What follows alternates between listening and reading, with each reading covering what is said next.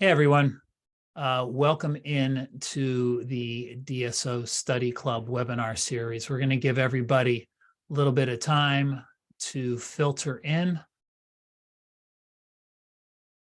My name is Bill Newman. I'll be moderating this session for the next hour. We're joined by Dan Crawford, who is the Enterprise Sales Manager at Clear. Welcome, Dan. How you doing? Great, Bill. Happy to be here. Thank you, as always. Yep. This is the tech to add scalable reoccurring revenue to your DSO's practice profit model. So we're going to spend the next hour talking about technology, membership plans. Dan is an expert in this area, so he is going to share his thoughts around what Clear is doing and some other technologies in the industry that have been really impactful. We are going to have a couple of polls that we're going to reach out and ask the audience to give us a little bit of feedback so Dan can customize the content for you, but we're just going to give everybody a couple of minutes to file in. We'll make sure that we finish up within the hour, maybe even give you a couple minutes back of your day.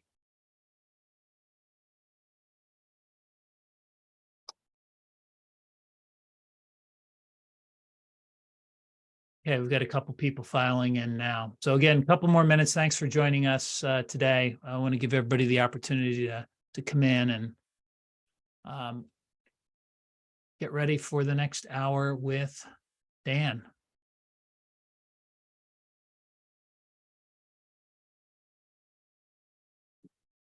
All right, I want to get things going now, and we will be recording this. So just a couple of things to mention here. We will have this recording up on the Group Dentistry Now website and also our YouTube channel later on in the afternoon. And we'll also, if you happen to not be able to sit through the entire presentation, we hope you will, of course, live. But if you can't, again, you'll have access to the recording. We'll send out an email at the end about this time tomorrow. And we'll have a link so you could reach out to Dan, find out more about Clear in that email. And also you'd be able to click on that and watch the entire recording. So you can find it, whether it's on the YouTube channel, whether it's on our website, or actually via that email, we'll have a link. So I think what I'm going to do is I'm going to let Dan take over now, and I'll let you take it away. We'll have some questions throughout the entire presentation, some polls just to get an idea of where everybody is at. Feel free also throughout. So we do have some questions. Thank you, everybody who asked those questions. We've got about half dozen questions that were given to us ahead of time that we'll answer at the end of the webinar.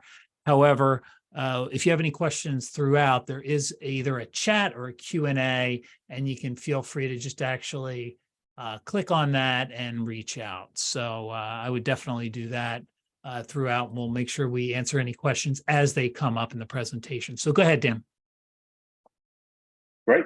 Well, thank you, Bill. And thanks to everybody for joining us as well. Again, as Bill mentioned, my name is Dan Crawford. I manage our entire enterprise segment here at Clear. So from sales to onboarding, account management, et cetera, that is my team. So I have a lot of experience, a lot of insights, a lot of data to share relative to how membership plans and specifically Clear fit into the group DSO space, whether you're emerging, mid-market, enterprise, whatever it may be. Membership plans are certainly gaining more and more momentum as kind of the years go on and the market matures. So a lot to share today. And I'm going to kind of break this up into 4 separate parts before the Q&A at the conclusion. So first, I'm, of course, just going to give a quick background on Clear, just to make sure we're kind of level set and get some context there. But then we're going to dive more into coverage strategies within your relative group, right? Specifically when it comes to insurance and other options for your patients, and why it is important to have a coverage strategy in general, right? So we'll kind of start there, and then we'll pivot more into what building the right sort of coverage foundation for your group looks like. And then from there, we'll pivot more to, kind of important metrics, markers, things like that you need to think about as you kind of pursue that initiative. And then finally, we'll talk a bit about Clear, some specifics, what we do, where we help, things of that nature. And then we'll kind of wrap it up with some Q&A. But as Bill mentioned, we'll kind of have a couple polls here throughout the presentation, but please drop your questions in the chat. Happy to kind of go off the cuff here a little bit as well and address things as they come up. So first, just a little bit of background here about Clear. Some on the call, of course, may have already have some awareness about who we are and what we do. But again, just to provide some generality, we were founded in 2016, had our first dentist on the platform in 2018. We are a Philadelphia-based company. I'm actually currently in our home office, which is in King of Prussia, just outside of Philadelphia. And to date now, we're one of the most trusted membership plan platforms in the market, working with over 7, now almost 8,000 dentists across the country. That spans the entire dental market, from independent practice all the way up to large scale DSO. And at our core, what Clear is an advanced cloud-based software that enables groups to customize, implement, deploy, manage, and scale dental membership plans across regions, states, locations, et cetera. That's the core of our product, and we'll talk about that more today. And now, of course, also, especially in the world of technology, that is the biggest kind of topic now in the DSO world. What we've just released, of course, is the ability for Clear now to integrate with over 90% of PMS systems in the market. And there's a lot of different capabilities that we have now on that front, all of course with it aimed at using your membership plan to elevate your entire business. So we'll talk about all these things to one degree or another, but just a quick bit of background. So with that, let's dive into it. So the first thing, as I mentioned, I want to talk about is here on about the strategy that you have as far as the coverage options you give to your patients in your offices, right? Because obviously most groups are, in contract with a number of different PPOs, looking to make adjustments, perhaps looking to add more. There's acquisition, there's de novo. That's a constantly evolving landscape, right? Your coverages and your foundation therein. So it's obviously really important and critical to have a strategy as to how exactly you want to attack that. Because if there is one thing that I would say I hear and see most often when I speak to dental groups, and I'm sure a lot of us can attest to this as well on the call, my offices are extremely busy. We're spread thin, our hygiene is booked out, 4, 5, 6, 8 months. We've got patients in the chair, but our margins aren't necessarily aligning with the sort of work that we're doing, right? And the reality is, more often than not, busy does not necessarily mean profitable. Right. So more often than not, of course, we've got team members, hygienists, doctors, providers, of course, working all kinds of long hours in the room, working with patients who are on some sort of coverage plan. So you're very, very busy, but at the end of the day, the production, your numbers, your revenue doesn't necessarily align with the work that you did, right? And a lot of times, of course, we hear groups that say, well, I'm so busy, but I still need to make more money. And I don't really know, what's the best way to attack that? And the answer really is going to be, of course, in the coverage option that you offer to your patients, right? What we know is that more often, or more patients rather, who are on a coverage plan, if you have some sort of plan option, you are going to your dentist, right? And 75% of patients utilize some sort of coverage plan, right? So in a word, coverage means engagement, right? Which leads to loyalty, which leads to revenue. But of course, depending on the kind of coverage plan that you have or that the patient is on, that can mean different things for your bottom line, right? Especially if we're talking about insurances, discount plans, things of that nature. Your benefits and terms are going to vary, and they dictate how the patients are cared for. The reimbursement schedule and how that occurs, and the pre-approvals and things of that nature, that's all dictated by the insurance companies as well. So more often than not, of course, you need to have coverage options for patients to get them in the door. But the net result of that is often very different depending on the coverage option the patient has. So it's this kind of rock in a hard place sort of thing where you need to offer coverage options, but of course, there's a lot of room for change there. So what we know and what we see here with a lot of groups is that more often than not, they have what we at Clear would consider to be a weak coverage foundation. And this is obviously a very, very common issue. But a lot of times practices, groups are participating with any number of PPOs and insurances that tend to be unprofitable. They're difficult to manage. And a lot of times we hear, especially when we get all the way down to the doctor level, that it's better just to have a patient in the chair. I would rather, as a doctor, do work on a patient who has an unprofitable PPO than not have a patient in the chair, right? So that's obviously one way to think about it, but really the way we view that is it's kind of a missed opportunity, right? We know that patients need coverage options. We know that coverage drives traffic. but we also know that we have very little control over the coverage options that patients typically come in with. So if we're able to perhaps bring on a different option, right, that can create more opportunity to perhaps get that patient in the chair, just like they had insurance, but do it with a different option perhaps you control, like a membership plan, then we're talking about a different set of results here. But status quo, the result here is that teams are working long hours, they're spread thin, you're losing money on many procedures, and you're continuing to deal with all different kinds of hassles on the insurance side. So a lot of this, of course, is things that we already know, but you're certainly not alone, right? Most practices are aware to an extent of this issue, but they're really not very aware as to the actual impact, right, that these sorts of coverage options are having on the bottom line. And there's a lot of reasons for that, right? At the root of it, it's a lack of data, right? There's limited data on what these plans are actually doing. There's not a whole lot of process in place to actually track the effective insurances and coverage options in offices. And then on top of that, of course, PPO agreements are complicated, fee schedules vary, networks vary, treatment patterns vary, costs vary.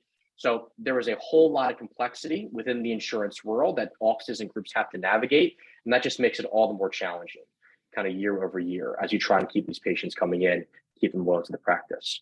So if we've kind of defined then what perhaps a weak coverage foundation might be, which would be, of course, involvement with all kinds of different PPOs where you don't really have an idea of what the impact would be, let's then define what we would consider to be a strong coverage foundation. Obviously, it's going to be profitable, right? We want to have the right mix of coverages that enables us to achieve that targeted profit margin and empower our teams to be able to have tools and processes in place to help us get there, right? So you want to have the right mix. And then, of course, it has to be simple, right? Simple and transparent, insurance tends to not be. So if we want to talk about getting this in front of patients, making sure this is measurable, our entire coverage foundation has to be simple, but at the same time, it has to be smart, right? For a single dentist, one location office, it might make sense to have a conversation with them about, hey, let's try and drop all of our insurances and become entirely fee for service. For a large scale group or DSO, that doesn't necessarily make a lot of sense. So then it becomes all the more important to have a very informed strategy on which insurances are we going to stay with, which insurance are we going to try and get away from, and what are we then going to put in place to try and plug those gaps and retain some of those patients. So it has to be smart. And then at the end of the day, it has to be managed, right? I'll say this a couple times throughout the presentation, but none of this will matter if there's no visibility, if there's no plan in place, and there's no process to kind of manage and monitor over time. So that's certainly what we kind of consider to be a strong coverage foundation. So pivoting then a little bit, how then can we actually start to do that, right? What are some of the other things that we have to consider, especially on the patient side, when we try to take steps where we recognize, okay, we've got some room for improvement on the coverage foundation side. We want to start taking some steps to address some of those issues. What do we have to take into consideration in order to do that effectively? And again, everything is going to start with the patient. So Delta Dental actually did a survey in October of last year and about a number of different patients or on a patient focus group. And these are kind of two of the main takeaways. One is really encouraging, right? 95% of patients are in agreement that oral health has a direct correlation to your overall health. I'm sure, of course, this is kind of a drum that we beat all the time with our patients as to why you have to come in for hygiene, stay committed, make that appointment, et cetera, because it has long-standing effects as far as your overall health. So great to see that the consumer's education is really kind of maturing in that respect. But then on the flip side, of course, cost continues to be a significant concern for these patients when we think about coming in and not only getting work done, but just coming in for basic hygiene. 50% of these same patients who believe in oral health and its importance have canceled or delayed hygiene as a result of two different things, right? Cost and lack of coverage. That is time and again the two driving factors for patients who are saying no to treatment or not continuing to come back to get the work done, right? This has always been an issue. Of course, it became really, really prominent in the wake of during and after COVID. And now in this inflationary environment, this kind of consistency has really accelerated, or this patient behavior has really kind of accelerated. So cost and lack of coverage, those two are hand in hand, the two driving factors now for patients not coming in. It's great in the sense that the market now knows how important oral health is, but they're still not coming in. So we know that they need something. And just to put a little bit more data kind of behind this, this is a survey that was done by one of our partners back in September of 2022, right when inflation was really kind of starting to heat up. Just kind of taking a look at how has inflation specifically in this recent economic environment impacted how patients are kind of accepting treatment. And obviously the data here is really profound. You've got 80% of patients choosing to delay, 70% of patients foregoing treatment entirely, almost 60% looking to negotiate, 70% looking for some other kind of option. So this is indicative of a few different things. Patients want care, they want coverage, but they just need a better and more comprehensive way to get it, right? So I think Bill's got a poll here for this one. So certainly kind of curious to see what the audience thinks as to whether or not this is consistent in your practices and your groups as well. If this is what you're hearing boots on the ground. Yes. So thanks, Dan. Here's the first poll here. I'd love to get some, or getting a little feedback here already. So the question is, are your offices seeing uninsured patients looking for some type of coverage? So if they don't have insurance, are they asking, hey, how can I supplement this? Do you have membership plans? What can you do? So we'll see what we have here. It looks like we have a couple more people that can kind of focus in here and answer the question before we I got a couple. Give you like another 30 seconds here, but it's looking like I'm not going to spoil it right now, but it's interesting. I mean, it aligns with what Dan's been saying. Give you a little bit more time. This one actually looks like it was pretty much a no-brainer. So I'm gonna end the poll, and then I'm gonna share the results with everybody. Should be able to see this. So 100% said that they're seeing offices that have uninsured patients that are looking for some type of coverage. We have a pretty small group on here today. So if there's any color that you want to share with us in the Q&A, please, give us a little bit of feedback and with any of these polls or anything that Dan has to say, whether it's a question, whether it's like it's a lot of your patients out there that are asking for additional coverage. We'd love to hear personal feedback. We actually wish we were able to turn on your microphone so you could communicate with us, but webinars won't let us do that. But let's see what we have here. Question. Okay, this is from somebody. They say that the questions start with the request for a cash discount, Dan. Mm-hmm. So that definitely makes sense, right? Where they're looking for something. And that actually shows, I believe, right there, where there's that price, 59% talk about price negotiation. So that falls in line with this survey that you have up on the screen. Yeah, for sure. And I would say probably 100% of offices, groups that I've talked to in the past, and this is consistent across our team as well, if they don't have some sort of plan option in place, what do they have? They have that cash discount, right? 10% senior discount, 10% if you pay at time of service.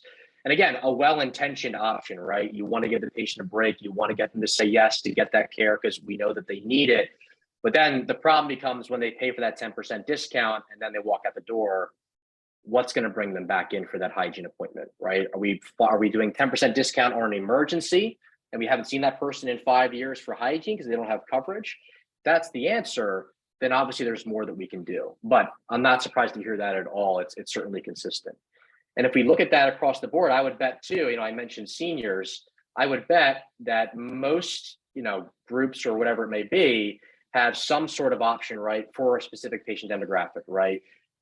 Seniors in particular are a good example. So if we look at this at a patient level, just to expand that a little bit, we saw the data, but then when you really think about the scope of it, it's really pretty compelling, right? 1 in 3 adults in the United States don't have dental benefits, and 2 out of 3 seniors don't have dental benefits, right? For obvious reasons, right? They retire, they don't have an employer benefit anymore, et cetera.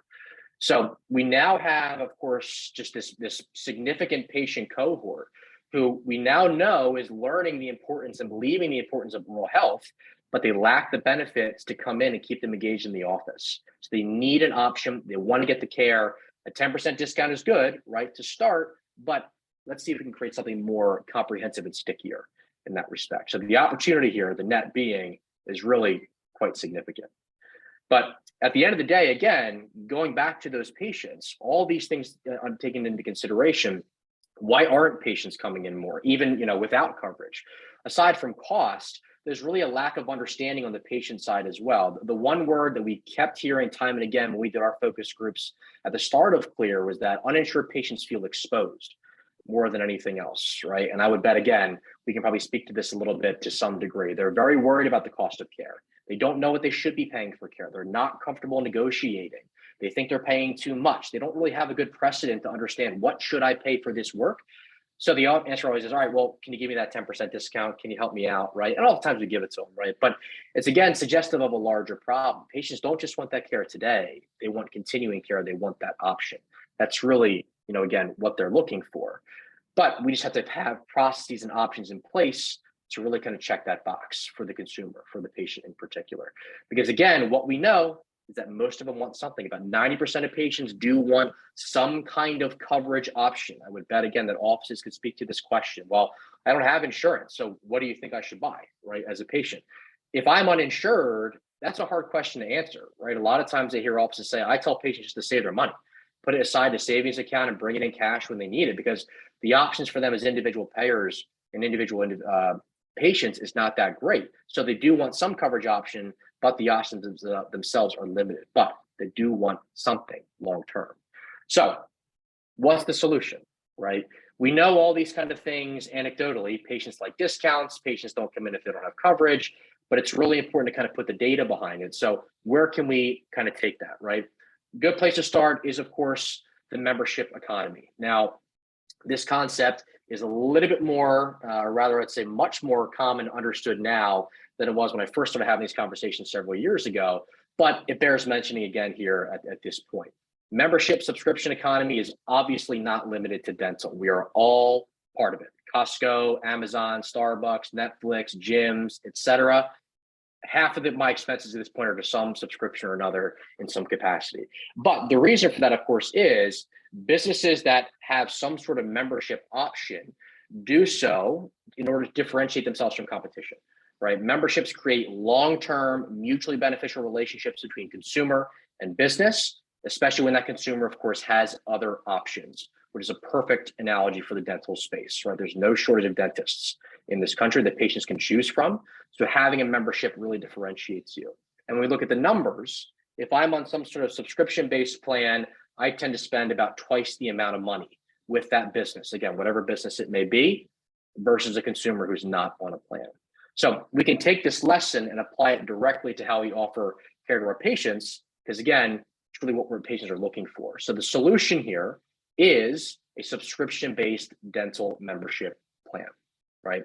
And we'll go through some examples here in a couple minutes, but essentially it achieves a couple of different things for your consumers and of course for your patients and for the business, right?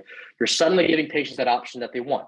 The other side of this though is it's transparent, it's simple. They see savings, they know what they get, right? All the typical red tape and questions they might ask with an insurance plan don't really apply here to the membership. So as a result, the patients trust you, they feel financially empowered, and they commit to the care more consistently.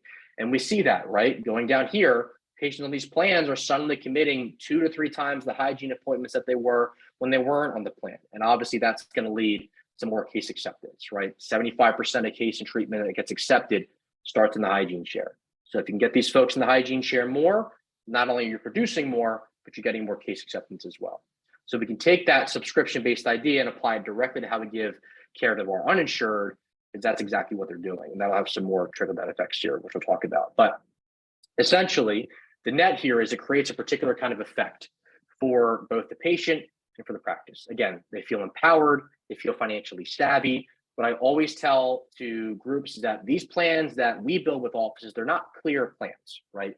They are exclusive and extensions of your specific providers. So it's a reflection of your practice values and your doctors. So really then it creates a different level of trust with your dentist from the patient, which is again, really one of the major focuses that we want to have long-term.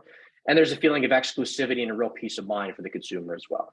So it's very much a win-win. You're giving the patients what they want as far as coverage, but now suddenly you've got a patient coming into the office in the chair on a plan that you built yourself, not through some insurance that does that you have no control over.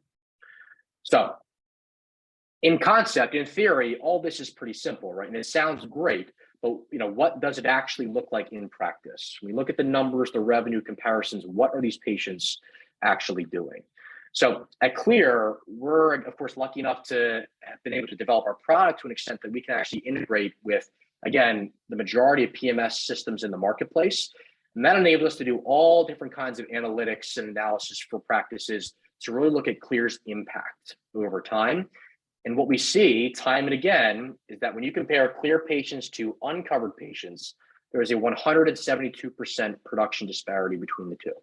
So Clear patients are producing more, they're visiting more, they're much more loyal, right? So if you look at that a little bit more specifically, Clear patients here are represented by the blue bar, uncovered patients again in the gold bar. Again, conceptually, I think we can all probably wrap our heads around this, but the data, of course, really is what's compelling. So these Clear patients visit more often, they accept more treatment, right? Plus 142%. And that, of course, leads to higher production and higher collection overall, right? So there really is no downside to giving a patient a membership plan, especially when we compare it to an uninsured, right? Who's not really coming in at all because they don't have that coverage option. So this data is really compelling, and it's remarkable how consistent this is across the board, regardless of your group size, your market, your demographic. Time and again, these are the results that we see. So this is great, but then what we also like to do is extend this out to the other patients in the practice, right? Most groups I talk to have anywhere from 75 to 85% of their patients do have some sort of insurance plan, right? So how do Clear patients compare to those individuals? And that's where the data really gets interesting, because when we think about behavior, they are exactly the same. If we think about who visits more often, Clear patients, it's marginal. They visit a little bit more than PPO patients. We could probably chalk that up to, again, that exclusivity feeling. But they accept the same amount of treatment. The production is a little bit higher on Clear, but the collection is significantly higher on Clear, because again, this is a fee schedule plan that you built yourself, rather than, again, going through an insurance company that you don't have any control over that fee schedule. So at large here, comparing cash to PPO to membership patients, your membership patient can be the most profitable patient walking in the door long-term, right? So they act like they have insurance as far as the behavior, but suddenly now it's an insurance that you built yourself in so many words. So this is a good place to pause. I think Bill's got another poll that he wants to share. We'll kind of see what kind of feedback we get here. Yep, we certainly do. So let's get this poll back up here. This is the second one that we have, and I'm going to launch it right now and give everybody a chance to read the question. So, have you ever dropped insurance and leveraged your membership plan? So let's say it's a PP. We know that there's a lot of practices out there right now that are dropping or have dropped insurance in the past. So I'd love to know if you've done that, have you taken advantage of offering up your membership plan once you drop that? I'll give everybody a second or two to answer that question. And another couple of seconds to answer it, and then we'll go end it. Okay. Looks like we've got just about everybody. One last chance for those stragglers. Okay. So the answer is no. Nobody's actually ever done that before. So I'll share the results so you can see them. But there was pretty small sampling here. It's a great option. Dan, talk a little bit about that. What's your experience? I mean, do you have customers? Again, we know that we hear it from the dentists. A lot of them want to drop the insurance. Maybe they're dropping some plans that are unfavorable or become more unfavorable. Have you seen them then really pick up some of that slack with a membership plan? Yeah, we have. And again, anytime you drop some sort of insurance, there's going to be often some degree of patient attrition, right? But having a membership plan in place enables you to retain what we kind of like to call the right sorts of patients, right? So we have plenty of offices. So I'm thinking of one right now. We have a case study for that's in Wisconsin that dropped Delta Dental in lockstep with implementing Clear, and kind of credits Clear with enabling them to do that effectively, because they were able to retain so many of their patients post dropping Delta, because this ultimately was a better option for so many of their patients, right? It's not going to be for everybody, right? There's going to be, again, some attrition, but a lot of practices are willing to lose maybe some of their patients in favor of getting them on a membership plan, because more often than not, it's a better value for the patient, especially if they need a lot of work. And now again, suddenly the practice is filling the schedule with more profitable patients versus patients on a Delta, I'm just using them as an example, or some other plan that was ultimately not profitable for them. So suddenly they are working less, but making more, right?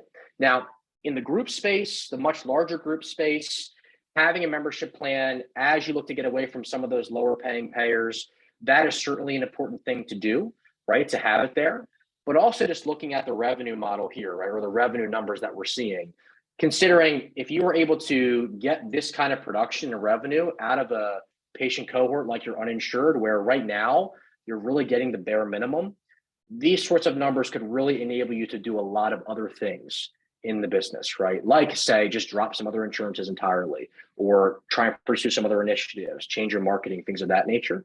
So the takeaway, of course, is that having a membership plan can certainly help soften that landing as you get away from some insurances.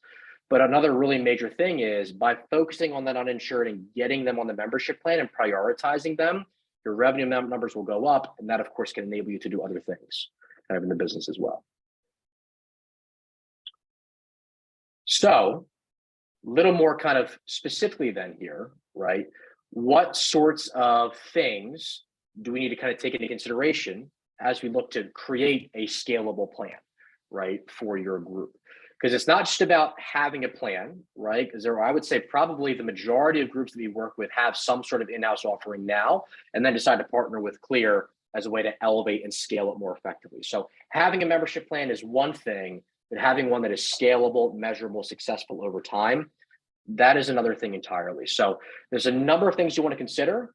The first place that we like to start, though, is let's ensure that we are offering a dental membership plan and not what we would call your traditional dental discount plan. And we'll kind of talk about why here. But basically, discount plans are, again, very common. They've been around forever.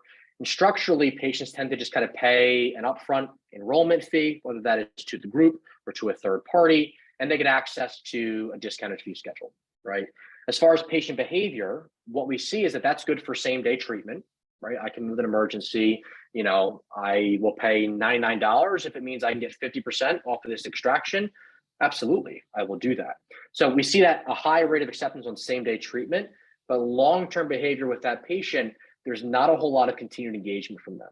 So the renewal of these plans tends to be very, very low because patients use these plans kind of like coupons, right?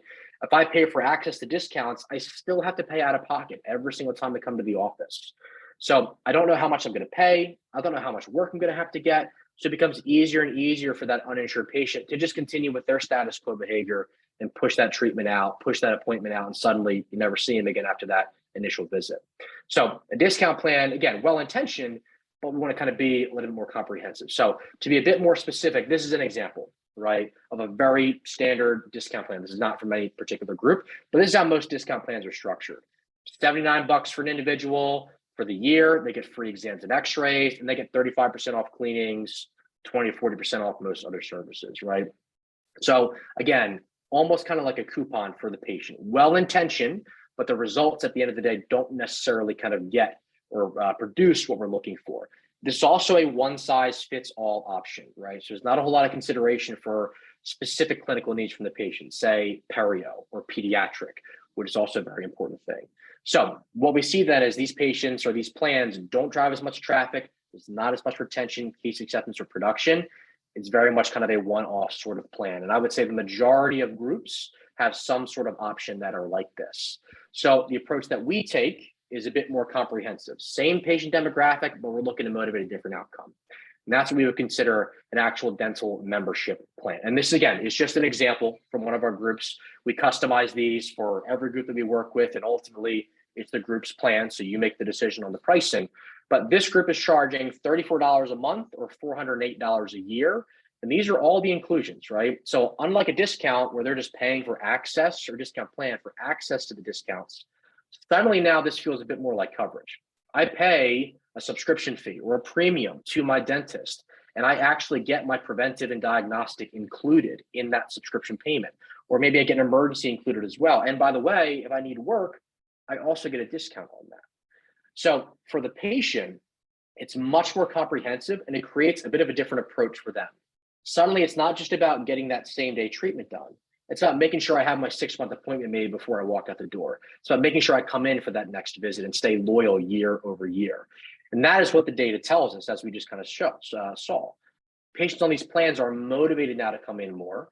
They're much more tailored to their specific needs. So that means more traffic, more retention, more acceptance, more loyalty over time, right? And I'll just mention this too. This group did a special discount or a special benefit as well, $200 off of night guards, right? So more and more the consumer is looking for something that is more personalized for them. So you have some flexibility here with membership plans too, to align with that patient expectation, which also, again, is something to think about, especially if you are located, say, in different states, different demographics, right? Different markets. We don't want this kind of one size fits all, right? I'm in King of Prussia outside of Philadelphia, as I mentioned, right? But Philadelphia is not Little Rock, Arkansas. It's not San Francisco. It's not Billings, Montana, right? So you want to be able to have the flexibility to build and customize plans according to the expectations of the patients walking in your door. And at the same time, it has to align with the providers that are giving the care as well. Some providers have different treatment protocols, right? Some have different focuses in their practices. Some are more specialty heavy. Some are more heavier on cosmetic. So you want to be able to still meet the demand of this uninsured patient, but customize your plans accordingly and not just have a one size blanket fits all plan for everybody who needs something, kind of hope for the best. So you really want to be able to take a more customized approach in that respect.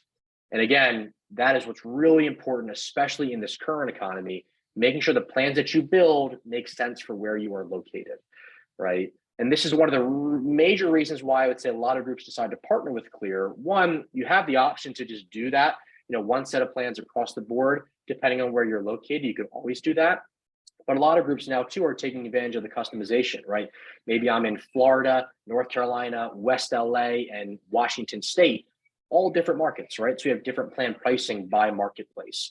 You have that option. So it's important to take that approach so that we can maximize what we're getting from these plans, especially over time.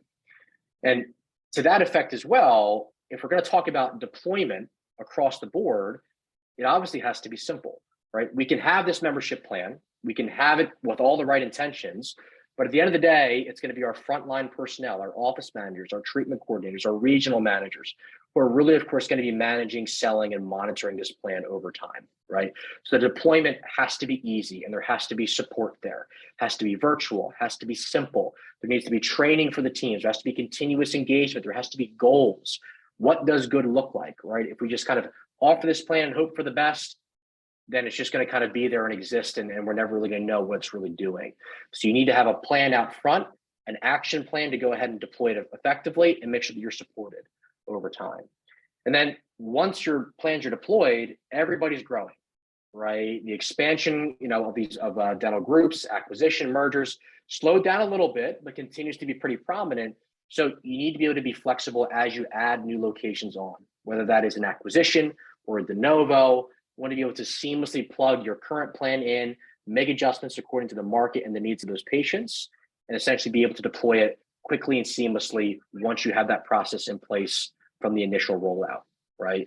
Because we don't want to get something in place with a bunch of offices and then suddenly we're adding 10 more and we have to reinvent the wheel.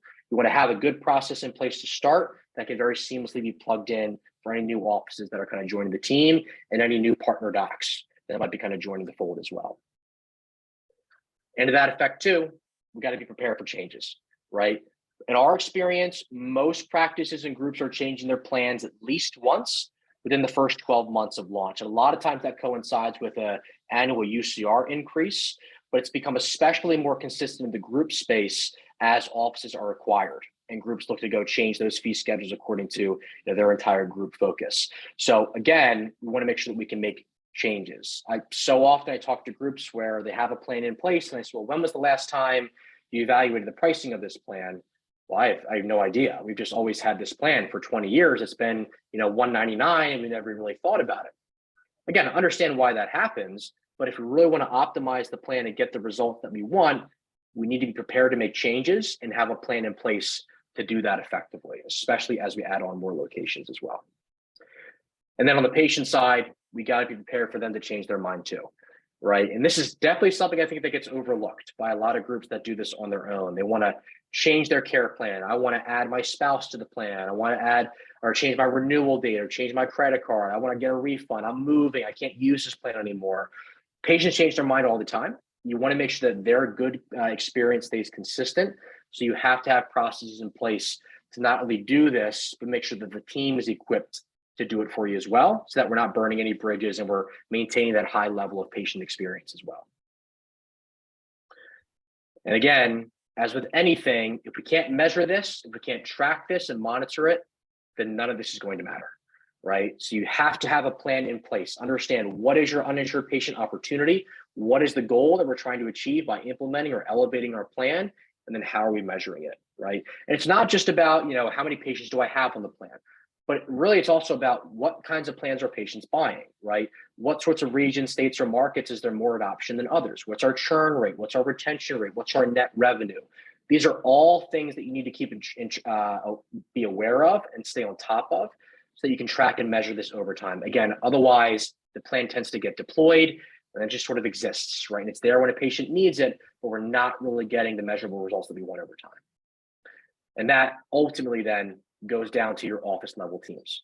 So one of the biggest things that we do is take kind of a bottoms up approach with this. Because again, we know that it's the frontline team members who are going to be in front of patients, talking to them, explaining the value, educating them on why this is their best option. So we have to give them the tools, the process, the messaging to do that effectively. But also as a C-suite, a VP, a regional manager, you also need to have the right sorts of visibility and tools to know what is happening at that office level. So teams should feel empowered locally, but then also at the executive level as well, you need to have a process to be able to monitor that and make sure that the teams are doing what they need to drive this adoption and make sure it's working over time. And really, what that means is team buy-in. And that means automate, automate, automate, right? Everybody's again talking about technology. How can we, lower operational costs by implementing tech and automating? No different with membership plans, right? Find a way to automate your payments, your renewals, get those payments posted to your PMS, automate registration, communicate with your patients, and again, have those metrics available so that you can, one, know that it's working, and then two, show your team it's working, bring that to the boardroom, make sure it's kind of really effective over time. So automation is ultimately going to yield team buy-in, and that means success. Okay. So covered a lot. We've talked first a bit here kind of about why it's important to have a strategy. When you think about your coverage foundation, we defined what a weak coverage foundation is, what a strong coverage foundation is. Then we talked a bit about, okay, well, then what are the options there to kind of really enhance that coverage foundation while optimizing your mix of coverage options? So membership plans, what's the value they bring? What things do you have to keep in mind if you're going to do this successfully? Now we're going to wrap this up before we do some Q&A, just with some details about Clear and add a little bit more color as to how we specifically help check these boxes and partner with groups to really drive these results. So going all the way back to the beginning of the presentation, the core of what we do is we provide a software to measure, monitor, and automate all those important things that we just talked about, right? So the platform itself is there for your front office team, it's there for your C-suite, it's there for your regionals, it's there for your patients. Across the board, top to bottom, the platform is here to make a membership plan easy to understand, easy to enroll, and easy to monitor over time. And that, of course, goes all the way up to the group level, right? So if you've got 100 locations, we don't want you logging into 100 different portals to understand what's going on, right? So at the group level, you have that one single source of truth, one portal where you can see all of your locations, break it out by region, break it out by state, have specific KPIs and measurements and reporting by location, or roll it up to the group or regional or state level, whatever it is that you want to do. We'll work together at the front end to set goals. That way we know what to shoot for and we can monitor it effectively inside the portal. So the group portal itself is really there for your reporting, for your visibility at the top, to make sure that this is working over time. But then again, at the local level, ultimately it's going to be your front office teams who are going to be in front of patients talking about these plans. So if I work for a 100 location group, I don't want to log in as an office manager and see all 99 other offices. So the portal is designed for me as a front office team member to just worry about my patients, just worry about my office, and have all the data and insights that I need to take care of that patient and take care of the logistics of their plans, so I can really just focus on that relationship. So top to bottom, that's what the portal is there for.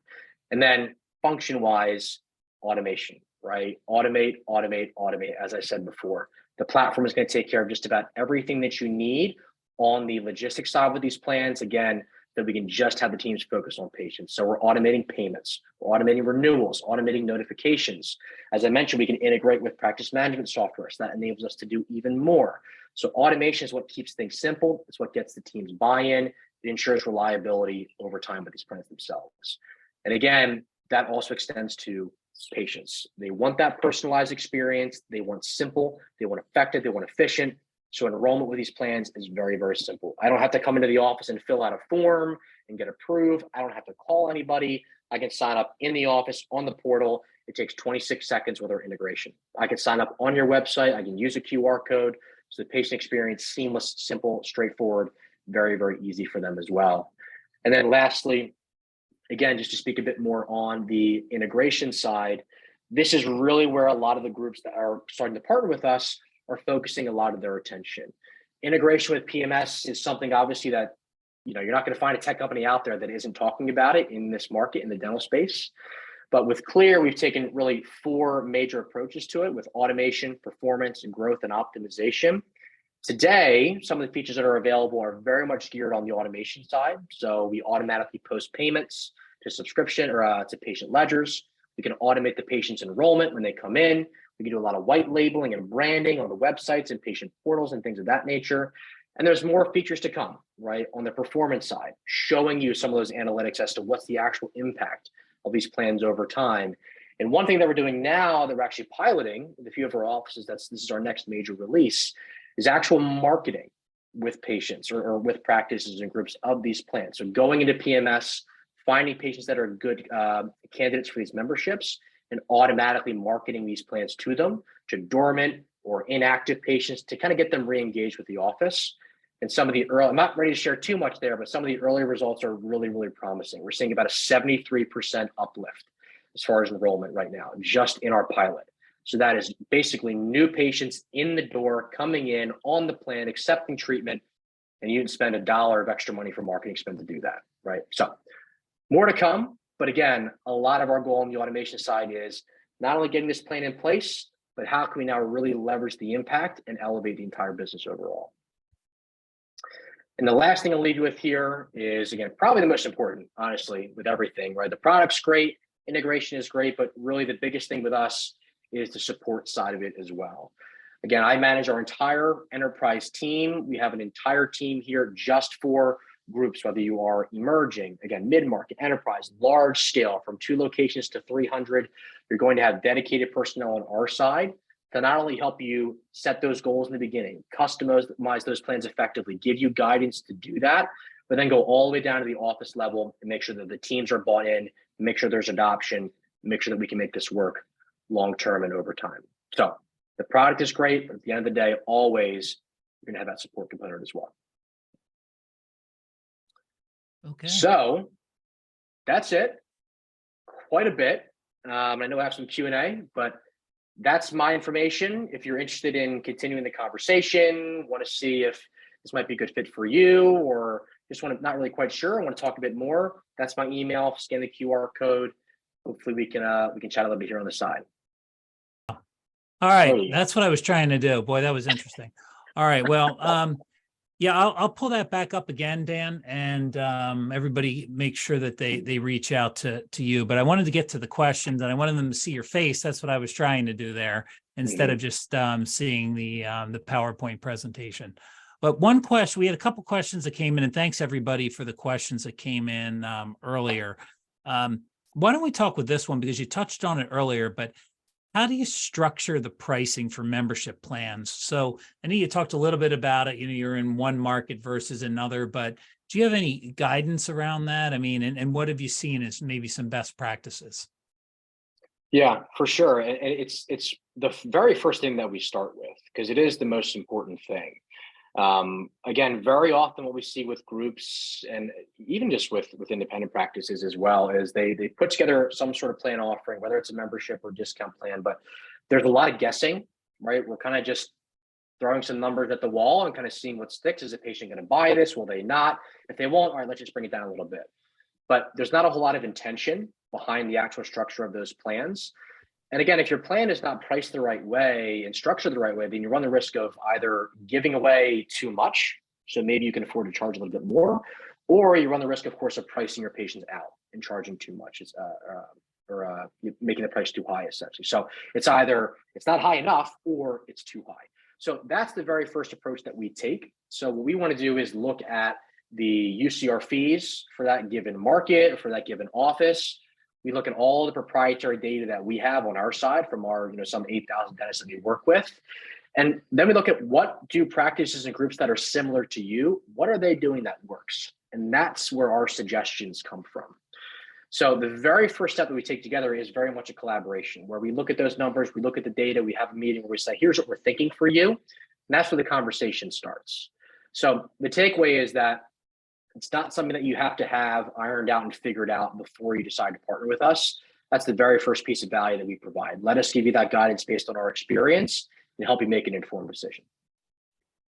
This question came in earlier, but it really ties into this. So you showed your team there, I think a couple slides back, and maybe I think one of the concerns with some groups could be, sounds like a great idea. What's the onboarding and the training like? Like, what does that process look like? Because sometimes that's, that the thought of trying to train, 10 different office managers or in 20 different locations can be a challenge. So tell me a little bit about what that looks like. For sure. Well, again, as with anything, the biggest thing is from the front end, let's create a plan, right? And let's stick to it. So from the jump, again, depending on the size, so let's say it's, like a 40, 50 location group or maybe more, it's the same process either way. Well, first, of course, want to make sure we have an understanding of who's at the top of this and then who's underneath, right? What's the org chart? Who are the individuals who are going to be affected by this plan? What are their priorities, et cetera? Once we have a bit of a lay of the land there as to personnel, then we just plan out from there. So what we've done in the past is, have on over a 2-week period, 3 separate days, 3 hours a day, 1 hour training set or 3 1-hour training sessions a day. We take attendance, we send the invite out to the offices, they jump in, they get kind of a high level introduction to Clear and some of the value, and then we schedule individual trainings with offices from there if it's needed, right? We've done that before for some of our very large groups. That's been very effective. But some other times too, all we need to do is talk to the regional managers, right? So maybe we have a meeting with the 6 regional managers, same presentation, same idea, understand their questions, take them through the product, and then they want to take the ownership of getting this in front of the teams, and they do the training from there. But the important thing is we can be flexible, but at the end of the day, it's not just here's how we onboard, and then when you're live, good luck, right? The first thing that we're going to do together once we create the plans is, again, set some goals up, right? So here's how many uninsured patients you have. Here's what we can expect. And one of the things that we do too, just given a lot of the data that we have, is we have some really good analytics that we can use to predict whether or not a practice is going to be successful as far as membership plan adoption. And we share those with our customers when they jump onto Clear. So we kind of use that as our North Star when we think about not only training, but knowing which office do we think we're going to have to provide a bit more hand-holding to. And then we deploy the personnel necessary to do that. So timing wise, we've done this before. We've launched a 100+ location DSO inside of 2 weeks. So we can do this very, very fast, but getting it live is one thing. Making sure the teams are bought in, ready to go, et cetera, that's another thing. And that can kind of sometimes be a continuous effort throughout the partnership. But more often than not, we front load everything with that initial training. So usually we can get groups stood up within 2 weeks or so, as long as the teams are available. Okay, that's great. Another question that came in, this was from a 100 location group, patient engagement features of Clear. Can you talk a little bit about patient engagement? Yeah. So that's obviously enormously critical, right? Especially given the cohort that we're going after, that uninsured, who tend to be the least engaged. So right now with Clear, there's a number of automated features in there that are really designed post-enrollment, right? So So for example, we can get this up on your website where a patient can go to your website, sign up for the plan, and now they're on there. And of course, there's obviously engagement there, payment confirmations, letting you know you signed up, letting you know when you're going to get billed. That's all important. Another big thing is at the end of that patient's term, right? So they're on these plans for 12 months, but we want them to renew year over year, and we want to mitigate the risk that they're going to fall off. So leading up to their renewal date, we actually send automated reminders to that patient, letting them know, hey, look, here's when you're going to get billed again for the plan. Here's the charge. If you want to make changes, here are your options. We send text messages, we send emails to that effect, so they get reminded on all of those things. The other thing I would mention too, because this question comes up a lot, and it's kind of in this bucket with patient engagement, payment failure. If a payment fails for whatever reason, when we charge that patient, we make the effort to reach out to the patient to rectify the issue. You're of course notified, the patient's account is flagged inside of Clear, but we also take some steps to engage with that individual and get that payment issue fixed, so that we can kind of keep everybody above board on that front. So right now, a lot of the patient engagement is more geared on, we'll call it management side, with payment, renewal, things of that nature. But I'll also say too, just going back to that pilot we're running now with the automated marketing, that is the next major patient engagement tool that's going to be released. And again, I mean, a 73% uplift in enrollment just on the automation side with the marketing. That is really, really significant. So there's a lot more to come on the patient engagement side. Another interesting question here along the lines of predictive analytics. This comes from a private equity firm. Any thoughts around that, predictive analytics, and what's Clear? What are you using right now? Yeah.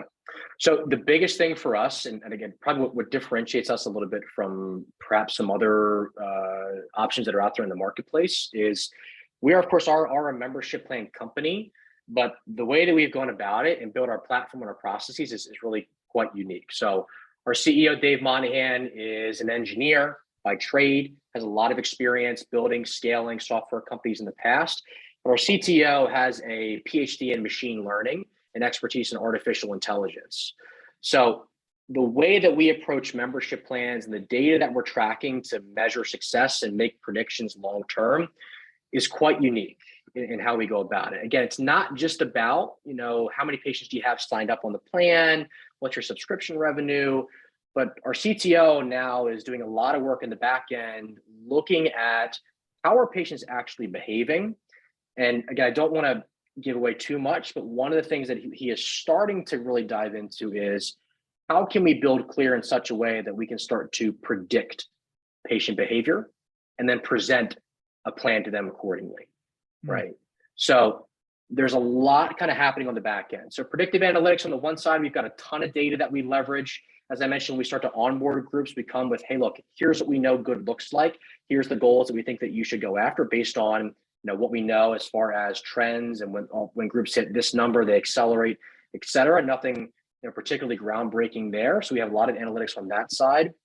But again, especially with respect to artificial intelligence, things of that nature, there's a lot more kind of that we're working on in the background that's going to make this platform even more robust. I have no timeline for you. I have no specific feature, but the net here being we've got a really unique team on our side that's really attacking this from a unique perspective. That's great. I think it's a great way to finish things. It's exciting times. It sounds like you're working on some really powerful features that can really help out practices. So with that, I think we'll just remind people how they can find you. So Dan's email is really simple. It's Dan@Clear. That's Clear with a K, KLEER.com, Dan@Clear.com. And you can also see the scan that QR code and reach out to Dan, find out more about Clear, or you can just go to clear.dental/GDN, like Group Dentistry Now, GDN. So clear.dental/GDN. And again, thanks everybody for spending time with us this afternoon. Dan, great job. Any final thoughts before we let everybody go back to work? No, I don't think so. We're right on time. Again, really appreciate the time spent. Thank you so much for the interest as well, and hope to continue the conversation with you from here. But thanks, Bill. I appreciate it.